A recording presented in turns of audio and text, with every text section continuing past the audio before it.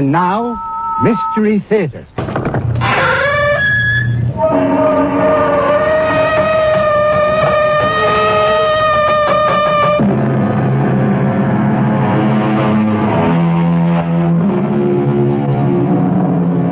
Come in. Welcome. I'm E.G. Marshall. Lend me your fears. It happens now and then that a man will vanish without warning, disappear completely, without leaving a trace. Or a man will suddenly lose his memory. His body remains, but his mind has gone. What is essential in him leaves us, and we are left perplexed, mystified, frustrated. All we have to go on is rumor, speculation, theory. And since we cannot explain it, after a while, we tend to stop thinking about it. Until it happens again. To somebody else. You're back. Oh, my husband, you're back. What? You won't even embrace me. Who are you? Who am I? What kind of question is that? How can you say you're my wife? We've been married for more than 15 years. No, we haven't. What are you trying to say? I'm trying to say that I'm not your husband. You're not my wife. I don't even know you. What's more, I'm not even standing here. How can I be? I haven't even been born yet.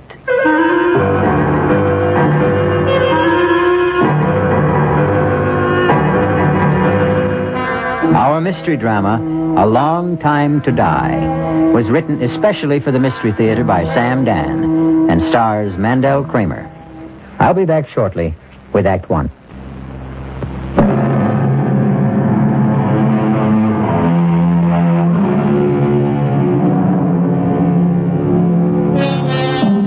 His name is Alfred Stewart Ainsley. He's 41 years old.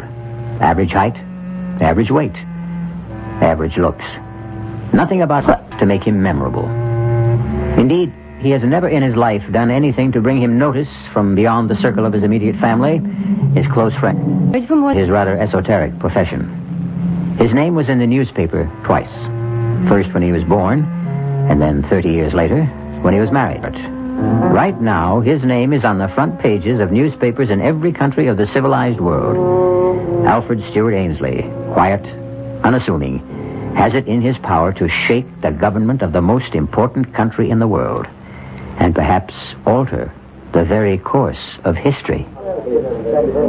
Alfred, do you want a drink of water? Water? Darling, I know this is difficult, but... Feel okay, Al? No, Jerry, he's not feeling okay. Can't you see there's obviously something wrong with him? Al, what is it? He's pale, he's sweating. Now, look, Al, you're not the one who's being investigated. If you're not feeling well, we can ask for a recess. The chairman's just come in. The committee stands in order. Mr. Ainsley, we will resume with your testimony. You are still under oath. I would like to continue along a line of questioning initiated by Senator Selby. Would you turn, please, to page 684? Heard it, Al. Question. Is it possible that Congressman Carstairs could have forged the secretary's handwriting? Answer, Mr. Ainsley. Senator, I would have more examples of both gentlemen's manuscript. Mr. Ainsley, you were given these specimens to analyze overnight, were you not? Or were you not, Mr. Ainsley? Al, you took those samples. You examined them. Say yes. Yes. Very well. Now, are you in a better position to answer my question? Well, are you, sir? Al, you told me you had studied them and come to a conclusion. Al, answer Adam's question. Counselor, is Mr. Ainsley having trouble understanding the questions? No, sir. Mr. Ainsley, it's obvious that something is troubling you. Yes, sir. Well, then suppose we take a recess, give you a chance to rest. Committee will adjourn till 3:45.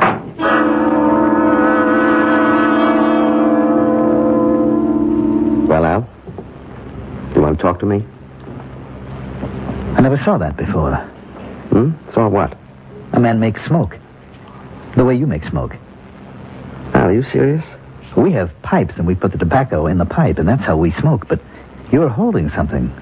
What's that called? All right. I can play along if that's how you want it. This is called a cigarette. Cigarette? You mean you never heard of it? Oh. Well, that's odd. Right here, in your pocket. Put your hand inside your shirt pocket. You have a pack of cigarettes. How long do you want to play this game? It isn't a game. Tell me what it is then, Al.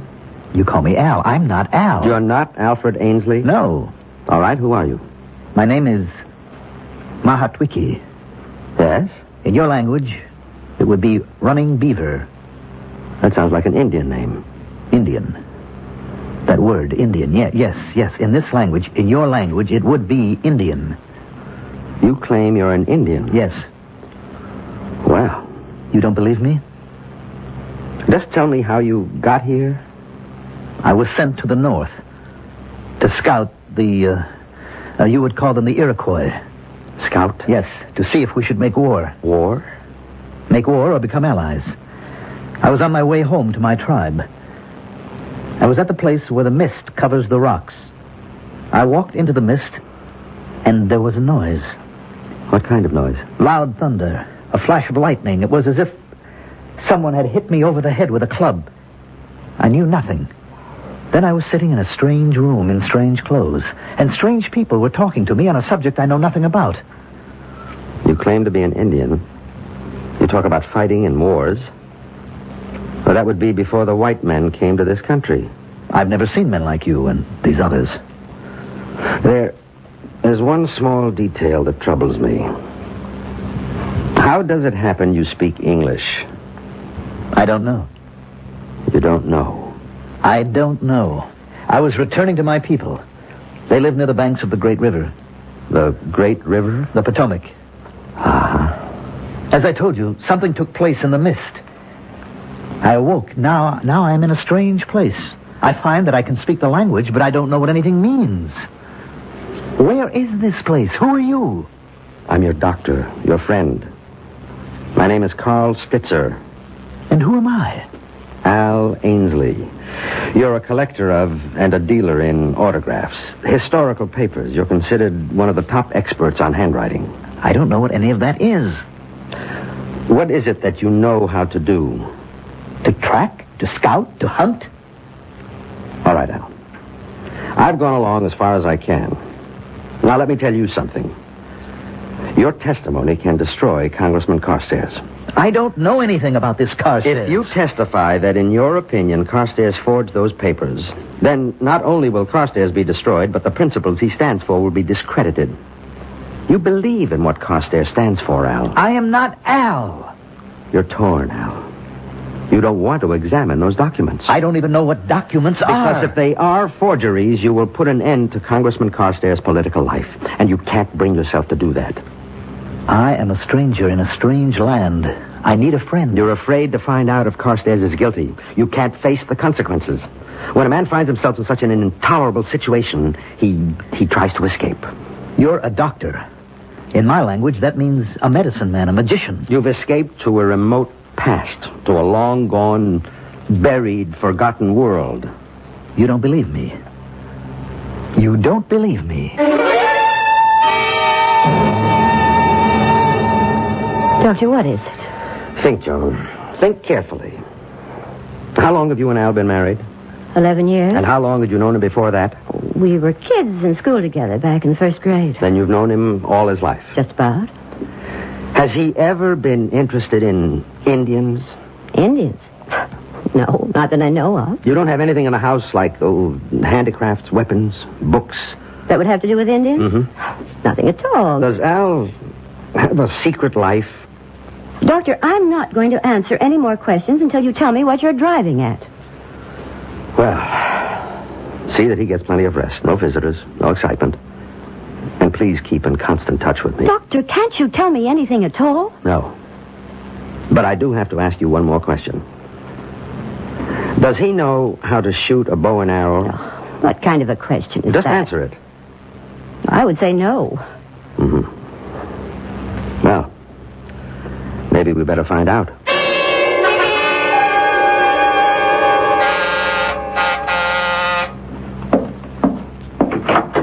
Morning, Jerry. Doc, I've been waiting for you. Is Al dressed and ready? Look, Doc, you've just got to talk to me. Why? Why? Why? Don't pretend to be living in a world of your own. You read the papers, you hear the news broadcast. Yes? Al has to testify. Yes or no. Whichever way, it no longer matters, but he can't remain quiet. He's not the only handwriting expert in the world. The committee can call another. It's too late for that now. The rumors are out. He's been bought off, he's been scared off, and both sides are under suspicion. I admit it's an unfortunate situation. Now, look, Doc, you can maybe stall the committee another day, maybe two, maybe even through the weekend recess, but that is about as far as you can go. I'm doing the best I can. Why can't he testify? I can't tell you. You can't or you won't? Both. Now, let me tell you what's going to happen. The committee has the right to assign their own doctors to examine Al. I know. Well, how much time do I have? A week? That's really stretching it. I'm ready to go with you, Doctor. Al, how do you feel? Let's go, Al. Why can't I come along? Goodbye, Jerry.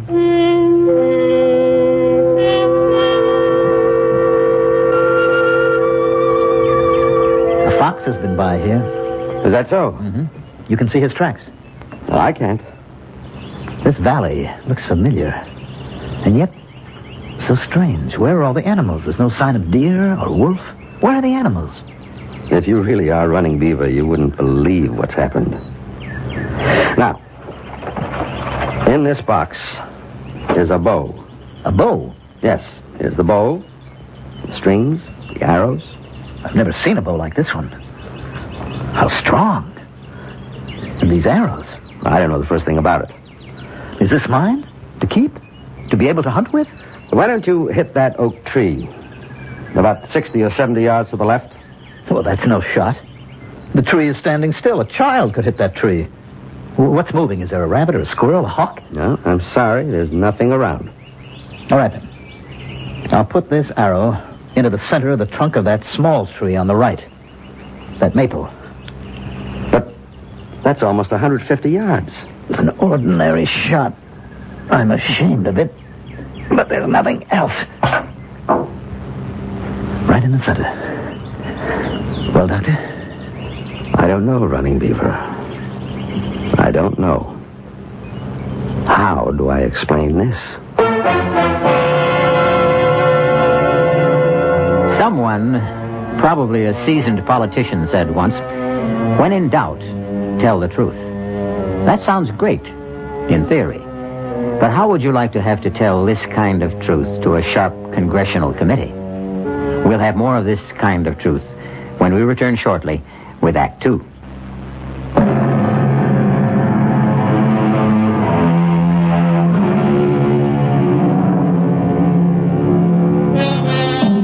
There's a beautiful stretch of countryside running along the boundaries of Washington, D.C. and Maryland.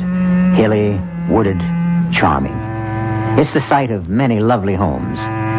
Some 500 years ago, it was just as hilly, just as charming, much more wooded, wilder, of course, filled with game, and inhabited by Indians. Running Beaver! Running Beaver, it's you! Stop! Huh? You're alive. For days, the council has been waiting for you, Running Beaver. The council? You're ill. You've just returned from a long, hard, dangerous journey. But you're the only one who could do it. Now, what bothers you, Running Beaver? You act as if you don't even know me. I'm your friend, your blood brother, Eagle Wing. Come, we must go to the council immediately.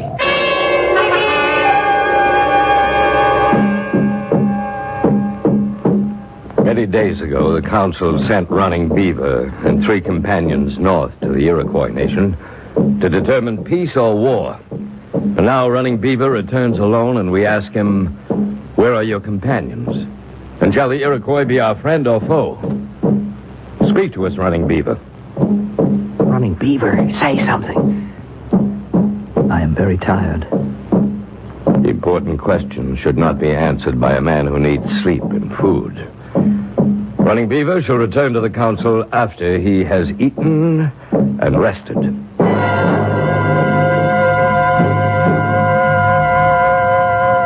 Sit, my husband. I have meat, corn. I was so frightened. So afraid the Iroquois would kill you. Sit, rest, and eat. Now, I will tell you the news about the boy. The boy? Our son. He's been chosen for the Wolf Society. You always wanted that. Your mother brought him this bearskin robe. You're not eating. It's not cooked. It's the way you like it. Is something wrong? You don't look right. Perhaps you'd better see the medicine man. The medicine man? Red Bear. He always liked you. There is something wrong. This is not like you. Not to be hungry, to be so quiet. You're frightened. Why are you frightened?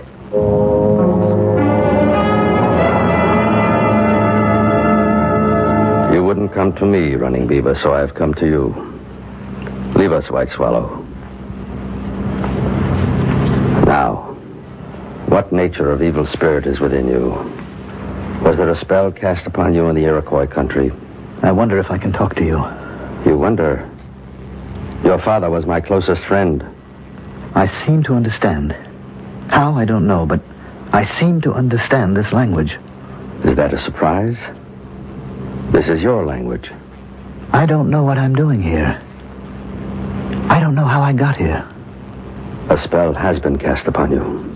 I'm sure you won't believe, but I am not Running Beaver. How can that be? My name is Alfred. In your language, it would mean a wise elf or wise counsel. Excellent name. I come from, well, perhaps it would be this same land, but I live, or shall live, hundreds of years from now. I could tell you stories of great things, of great ships flying through the air, of enormous buildings. I don't even know where to begin. It must be a time of great magic. Unbelievable magic. What a happy time that must be. I couldn't say that it is all that happy. I find that hard to believe. With all that magic. At any rate, I was going to an important meeting of the committee. Well, never mind what that means. I decided to walk to the bus instead of driving my car. I'll explain to you what they are later. There was a mist near Rockledge. And I walked into it, and something seemed to explode in my head. And when I walked out of it, I was in these clothes. I was somebody else. I was frightened. I began to run. And suddenly someone stopped me. Yes, Eaglewing. He is your friend. You don't believe a word of this. How can I? You are exactly like Running Beaver. Your body is his, your voice is his. I am not Running Beaver. What am I supposed to say to the council? You will have to appear. The tribe has been waiting for days. The life of every man, woman, and child could depend on what you say. What am I supposed to say? The truth. The truth is what I just told you. Can I say that in front of the council? No. Then what can I do? Now, rest. Sleep. Sometimes the spirits speak to us in dreams. I'll need more than a dream to get myself out of this.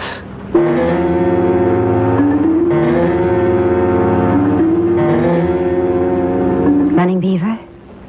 My husband? Are you awake? Oh, what a dream. Joan, you'll never imagine. Oh, no, I'm still asleep. Running Beaver? Can you eat something now? Cold. Oh, here, wear this robe. Your mother made it. My mother?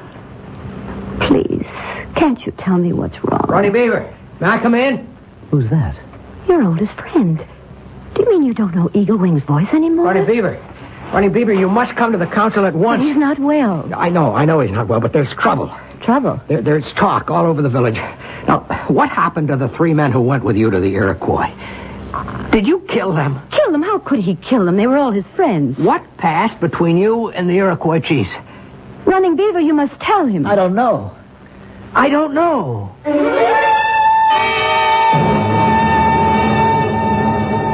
I tell you, all of you gathered here. I don't know. Running Beaver, in war and peace, you've been first among us. We sent you as our ambassador to the Iroquois. We entrusted you with the lives of 3 of our bravest young men. Now, where are they? Their families have a right to know. Speak. Chief, I will speak for him. No one can speak for a man before the council. Not even you, Red Bear. Running Beaver is ill. What kind of illness? He has lost his memory. A convenient loss of memory. Quiet! Where is my son? Where is he gone? I can't see him anywhere. Quiet! He has lost his memory? Yes. Can you cure him, Red Bear? I can try. You have 6 days.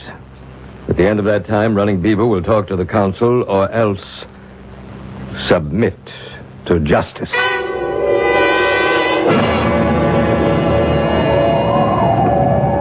Why did we come out here? I'm so cold. Where is your knife, Running Beaver?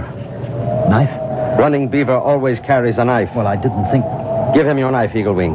Why do I want a knife? Eagle Wing, attack him. Attack!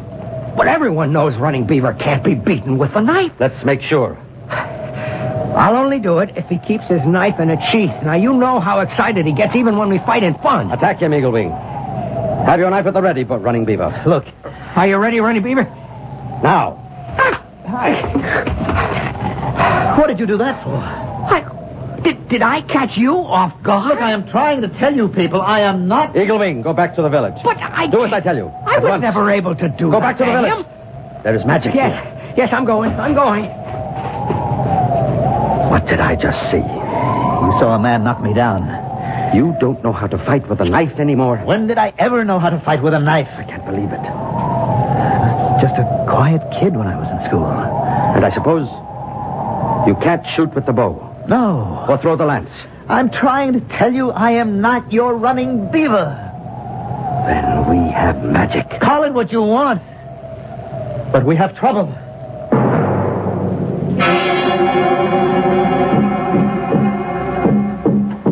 As chief of this council, I call upon Running Beaver to speak. Chief Star Tracker. I haven't called on you, Red Bear. I called upon Running Beaver. But, Chief... The council has given you 6 days, Red Bear, 6 days to cure Running Beaver. Let me talk. Gentlemen, I don't know how to make you understand. Be quiet. No. Let him talk. But he's mad. Let us judge. I am not who you think I am. I am not Running Beaver. I told you he was mad. You say you are not Running Beaver. No, I am not.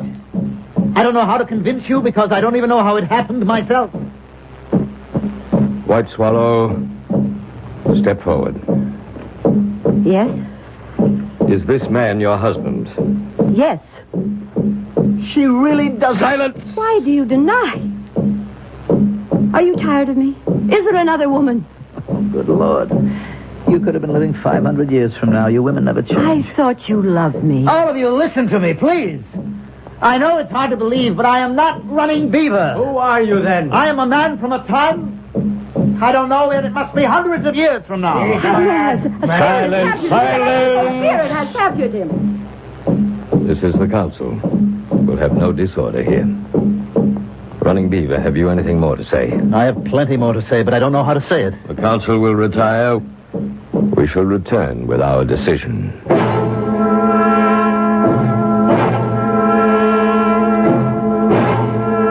Red Bear, what are they going to do with me? Well, It's not good, is it? it will depend. Depend on what? Star Tracker is a devout believer in magic. I think he believes you. Well, then it can't be bad. But the people are angry, and 3 young men are missing. Probably dead. The people feel it's your fault. But Probably the council will declare that you have been possessed by an evil spirit. it's all nonsense. I'm sure you know what you think. But you asked me what I think. What will happen? The evil spirit will have to be driven out of you. How? Or shouldn't I ask? By fire. By lance. By arrows. You mean they'll kill me? That's how we drive out the evil spirit. Is there anything I can do, Red Bear? I don't know. But I'll try to think.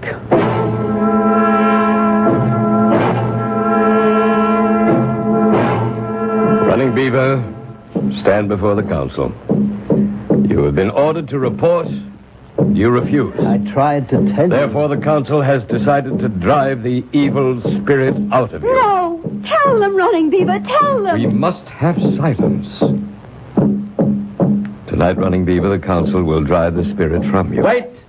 He has the right to ask for judgment by combat. What are you saying? Must I remind the council of the law? Very clever, Red Bear. No one dares. Silence! Well, you've heard the challenge. Who will fight Running Beaver? Your reputation has just saved you. No one will dare to meet you. No one will accept the challenge. Are we a tribe of trembling women? Must I, at my age, save the honor of the people? I'll fight him. Eagle Wing, you're his best friend. No longer. After all, he denies he's running beaver, doesn't he? The council accepts the offer of Eagle Wing. May the one who is right win. Clear a space. Wait. The law says each contestant must fast and pray for 3 days. No. Silence! We shall obey the law. We shall meet again in 3 days. What did you get me into? I got you 3 days. What good will it do me? You could learn to fight with a knife. Well, you've been a quiet, unassuming handwriting analyst all your life. You've never so much as swatted a fly in anger. Now, suddenly, you have to fight to the death with knives, no less. And how is the other fellow doing? The one who has to face the congressional committee. We'll see how it all comes out when we return shortly with Act 3.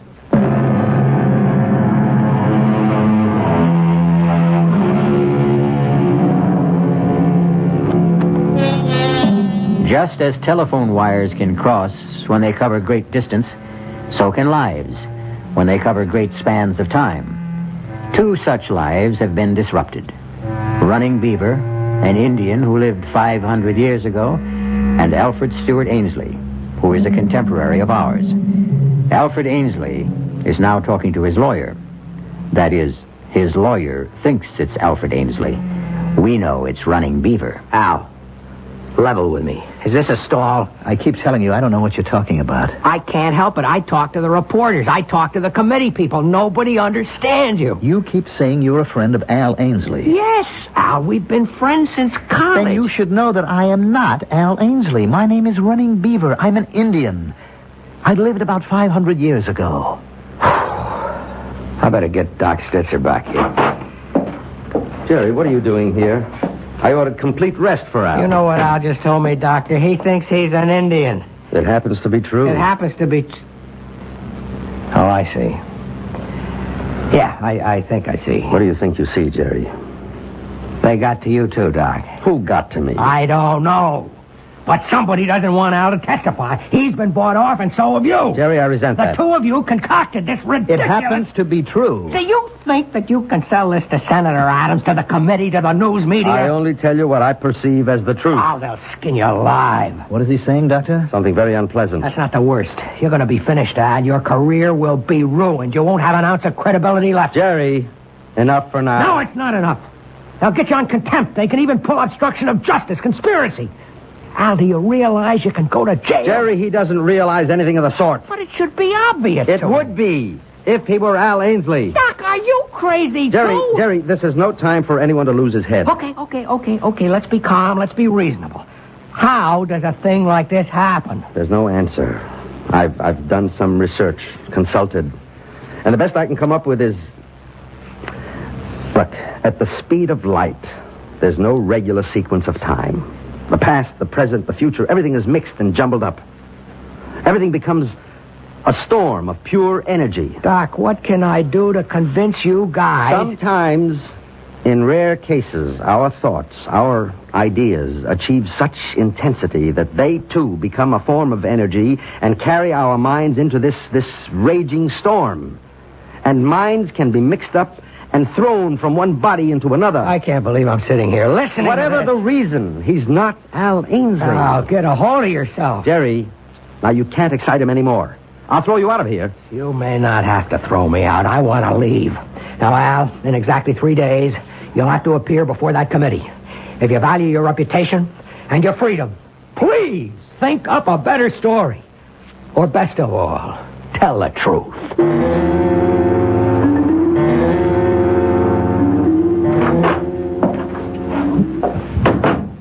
Are you awake, Al? I brought you some tea. This is the first chance I've had to talk with you. Darling, what is it? Are you my wife? I mean his wife? What are you saying? I'm not your husband. Don't say that. It's true. I know you, darling. I've known you all my life. Who knows you better than I do? I am not Al Ainsley. There's someone else, isn't there? Another woman. Please. I knew you were timid, but I didn't think you'd go this far. I have a wife. What? Her name is White Swallow, and we have a son. Al, I don't know what your game is, but you won't get away with it.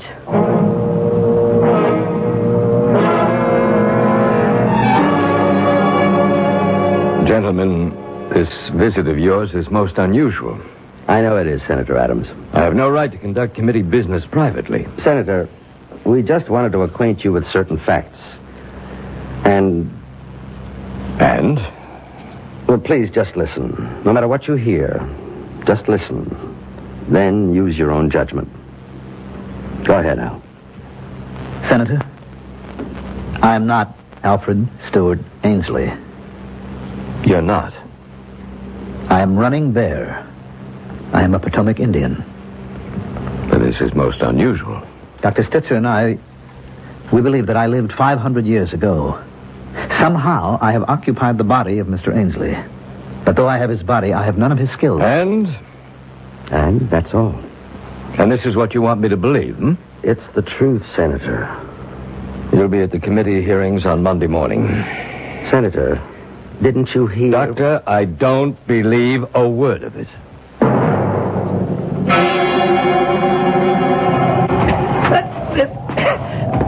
It's no use. It's no use. Watch the knife. Watch it constantly. Don't look at your opponent's eyes. Oh, Red Bear, I'll never learn. You may not be running Beaver, but you have his great body, his strength, his agility. I'll tell you what I don't have, his desire to fight. Are you a coward? No, I just don't believe in violence. Strange. I can't kill anybody. The council has already decided, Red Bear.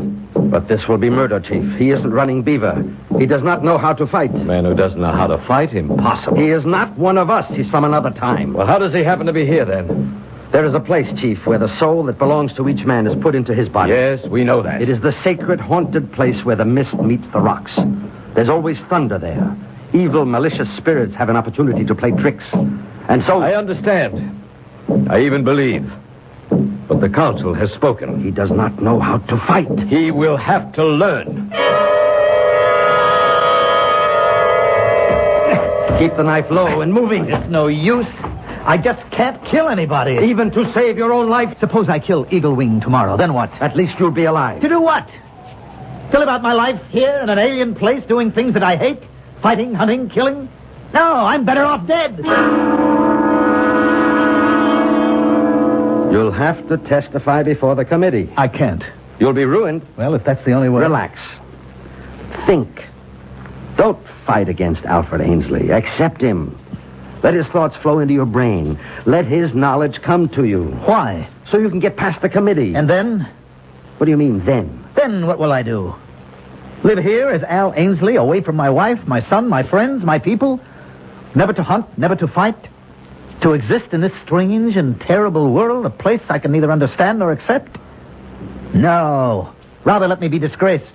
Why do you want to be disgraced? So I can die of shame.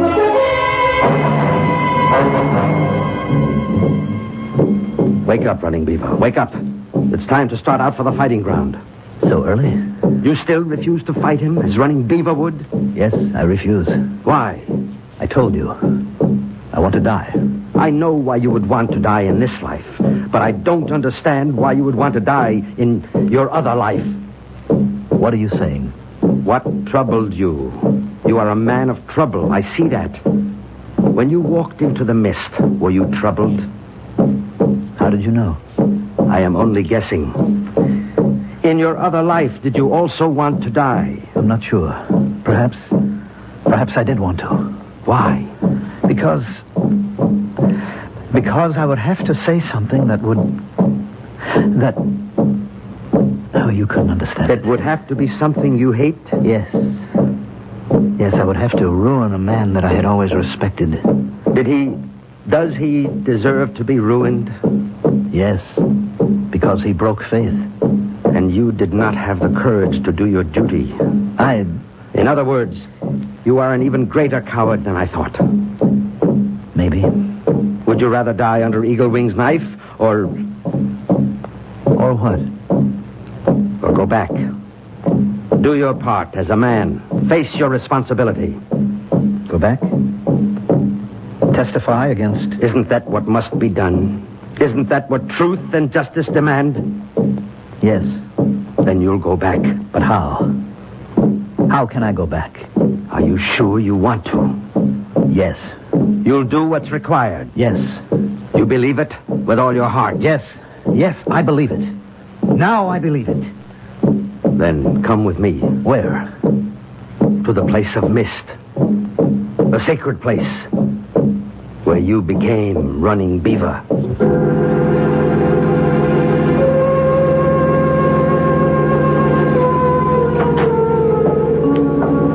Time to be leaving for the committee meeting.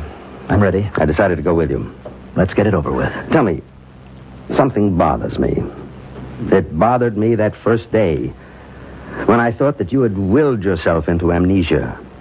I can see how Al Ainsley could have found life intolerable. But you're not Al Ainsley. No. Therefore, my diagnosis was wrong. I don't think I understand. Why was life also intolerable for Running Beaver? Why were you trying to escape as Running Beaver? To escape? What was tormenting you? How did you know? Did I guess right? Yes. From what were you trying to escape? I had gone with 3 others to the Iroquois as an ambassador. The Iroquois promised peace. I knew it was a lie. My 3 friends were bribed. On the way home, they plotted to kill me. I was too smart, too strong. I killed them instead. If I told this to the council, I would make enemies. I was afraid. I see. Would you rather die like a man among your own people, if indeed you must die at all, or would you rather die of shame here among strangers? I am wiser now, but it's too late. It's too late for me. I can't go back. Are you willing to face the council? Face them? Defy them? Fight them? Let's go back to this place where the mist covers the rocks. And when we reach it, try to go back. All the way back home again.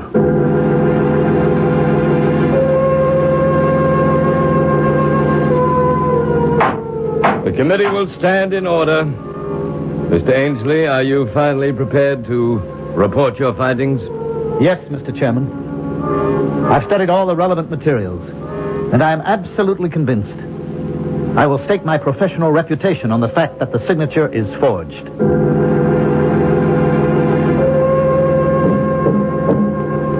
I say this to the council.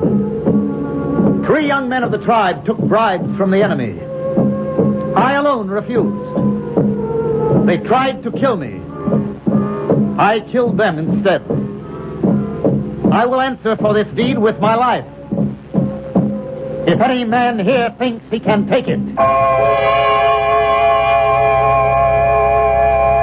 At a certain speed, at a certain intensity, at a certain burning level of anxiety or desire, time, space, and spirit can be twisted out of shape or sequence. That's how we might explain it today. On the other hand, there are evil and mischievous spirits who delight in creating misery and confusion. That would be yesterday's explanation. Choose one or the other. Or supply your own. I'll be back shortly.